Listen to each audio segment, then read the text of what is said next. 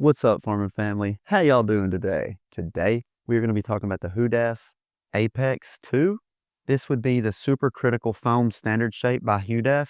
It's got a polypropylene core with foam injected in between each cone. Kind of like the Spartus, plays completely different.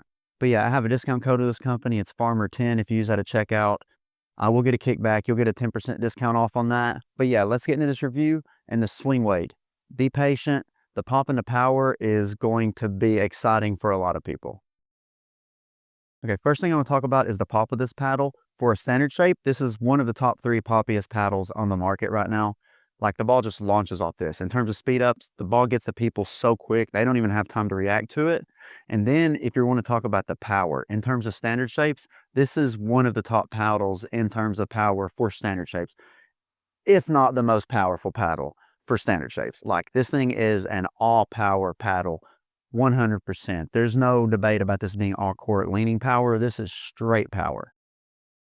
Now, in terms of control, this thing is going to be very hard to control. There are going to be people that are watching this video, could be you, could be this guy, they can't control it. It is going to take you several weeks to hone this in, devote time to it, and drill. You're going to have to drill. This isn't a paddle you're just going to be able to take out in like 2 days a week, be like, oh, la-di-da, I'm going to play with it.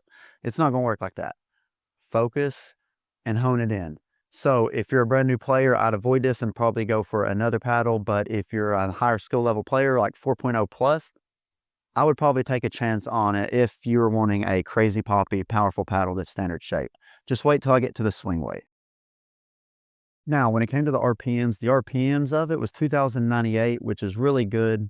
Like I've said in past videos, 1850 plus is considered good to me, where I could just go out and play with it and I would be perfectly fine. Now, when you hit the 2,000 plus threshold, you start hitting the elite spin, and this is right above the 2,000 threshold. So you're getting really, really good spin, and that's usually because it combines dwell time with the grittiness of the paddle. And I think that's what's happening here, but it doesn't have the dwell time that some of the other paddles have. That's why I don't think it hit the 2,200 mark like one or two of the other ones have, but still crazy spin. So when it came to the swing weight, it was 116. That swing weight is very, very similar to a lot of hybrids that are currently on the market, and even some elongated shapes. So in terms of swing weight, this is one of the heavier paddles you're going to use for standard. And I think that might turn off a lot of people from this paddle. But if you can handle the 116 swing weight combined with the high pop, and the high power that this paddle has without adding lead tape, you're going to love this paddle. Because I know a lot of people that use standard shapes and put lead tape, and then the swing weight gets up to about 116. This paddle does not need lead tape. I played it straight up out of the box and loved it, but the swing weight is really high right out of the box. And then the weight of it was 8.4 ounces. So the overall weight's pretty high, and the overall swing weight's pretty high. And the overall balance point of it was 235.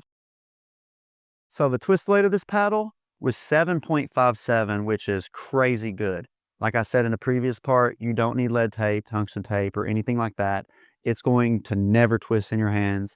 You have an excellent sweet spot. The sweet spot's about as big as any sweet spot you're going to get in pickleball.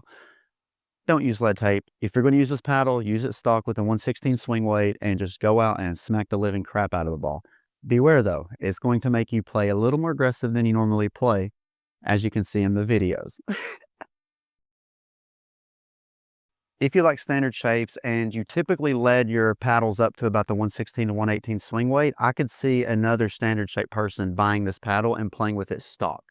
But if you're someone who likes the 108 to 112 swing weights without adding lead tape to where it stays there, this paddle will be too heavy for you in terms of standard shape. So I think this is going to hit a really niche market in terms of people inside the standard shape category, because I don't think all of them are going to devote money to a 116 swing weight paddle if they don't put lead on the 108s to 110s to get them to 116. I don't see people jumping, but if someone already lead tapes a paddle up to 116, this one would be a good one to switch up to, and you wouldn't even have to add lead tape.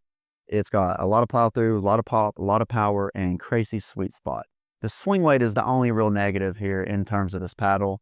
And if the swing weight was a little bit lower, this paddle would be phenomenal. It's still a good paddle. It's just not phenomenal. But until next time, stay safe. Have a good day. Drink plenty of water. Peace, y'all.